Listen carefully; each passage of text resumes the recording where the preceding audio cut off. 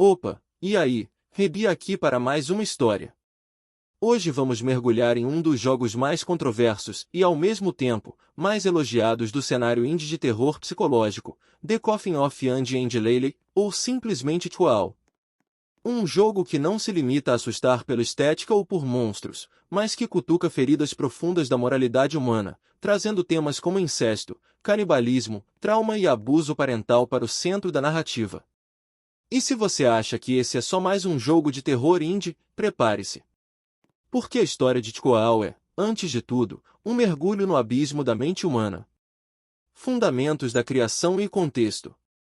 O jogo foi idealizado e desenvolvido por Demley, responsável tanto pela escrita quanto pela arte visual. A escolha do motor RPG Maker não foi um acaso. Essa engine já é conhecida por jogos como eBay e Omori, onde a força narrativa está na atmosfera e no peso psicológico da história, em vez de gráficos complexos. Aqui, o foco não é a fidelidade visual, mas sim a imersão no diálogo, no isolamento e na deterioração moral. Em novembro de 2023, houve uma grande mudança. Os direitos de publicação foram adquiridos pela Kit 9 Studio. A partir daí, a Kit 9 assumiu o gerenciamento de programação, logística e comunicação pública do projeto. Mas o detalhe mais importante, o controle criativo permaneceu 100% nas mãos de Nemley. A autora se afastou das redes sociais, mas manteve firme a sua visão narrativa e estética, deixando para Kit 9 a responsabilidade de lidar com a polêmica. Essa decisão foi estratégica. Enquanto Nemley foca apenas em concluir a obra, a Kit 9 lida com a repercussão e as críticas que inevitavelmente surgem de um jogo que toca em tabus tão extremos. Em termos de lançamento, o capítulo 2 saiu em outubro de 2023, e relatórios posteriores mostraram dificuldades em seguir um cronograma fixo, descrito como um roteiro caótico. O motivo é simples: a narrativa se ramifica em rotas extremamente complexas, exigindo cuidado para não quebrar a coerência. Já em março de 2025, tivemos a confirmação: o episódio 3, Decadência, Decay, foi oficialmente concluído. E esse detalhe é importante, porque a rota da decadência é justamente a mais brutal, psicológica e intensa do jogo. O horror psicológico e a transgressão ética. Tkoal é essencialmente um estudo de horror psicológico, e os temas escolhidos não são gratuitos. O cenário distópico serve como isolamento moral. Andrew e Ashley Graves não contam com a sociedade nem com uma família estruturada. Estão sozinhos, presos um ao outro, e isso os leva a cometer crimes extremos. O canibalismo, já no primeiro episódio, aparece como recurso de sobrevivência. Mas conforme a trama avança, a história revela algo ainda mais sombrio: os próprios pais dos irmãos os traíram. No episódio 3, descobrimos através de visões demoníacas que Andrew e Ashley foram vendidos a uma rede de tráfico de órgãos, orquestrada por um médico corrupto chamado o Cirurgião. Isso recontextualiza tudo. O assassinato dos pais, que parecia ser apenas um ato horrendo, passa a ser também uma resposta à maior das traições. O canibalismo, então, ganha simbolismo.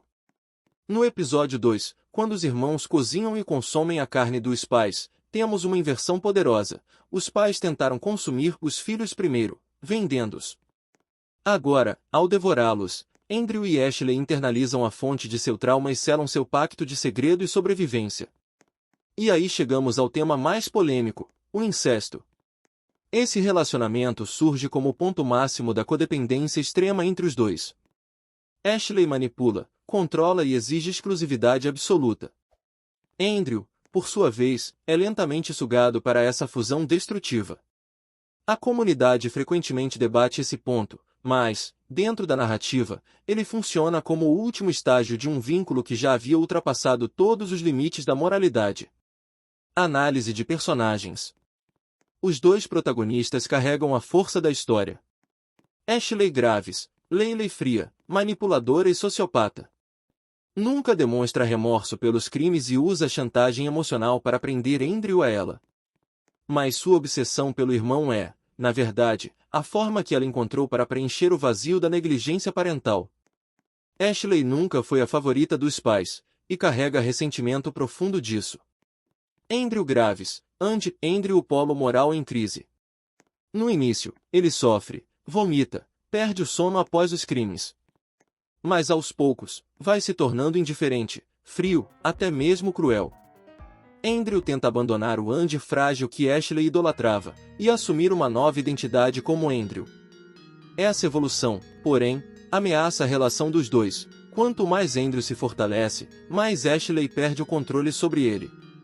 A disputa entre Andy e Andrew é central para o jogo. Andy representa submissão, dependência. Andrew representa autonomia e frieza. Essa luta de identidades está no coração da bifurcação narrativa. O elemento sobrenatural. O talismã demoníaco e as visões funcionam como catalisadores narrativos.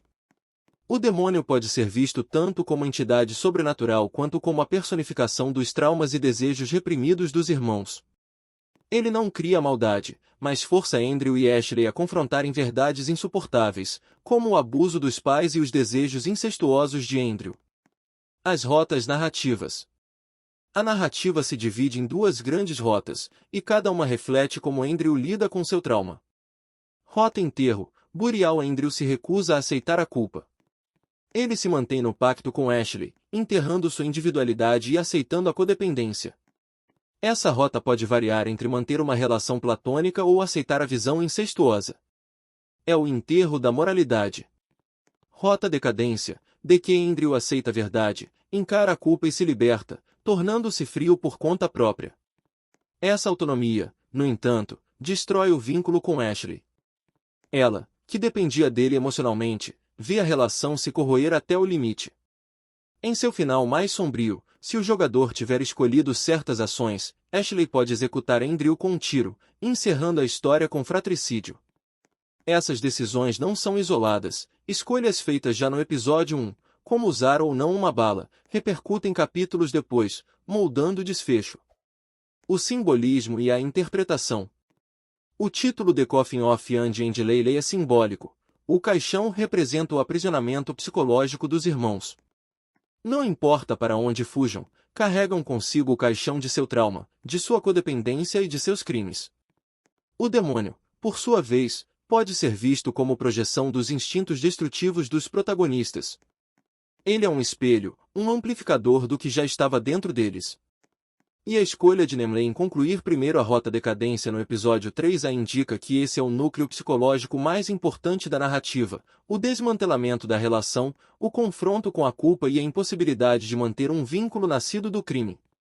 Recepção e impacto. Apesar da controvérsia, ou justamente por causa dela, o jogo recebeu recepção extremamente positiva. Streamers e jogadores discutem não apenas os choques visuais, mas a profundidade da análise psicológica. Squall se tornou um exemplo de horror de trauma. O terror não está em monstros externos, mas no legado do abuso, na corrupção da moralidade e na maneira como o trauma molda indivíduos para sempre. Conclusão. The Coffin of Andy and Leyley vai além do que se espera de um jogo de terror indie. É um estudo brutal sobre a destruição da moralidade através do trauma e da codependência.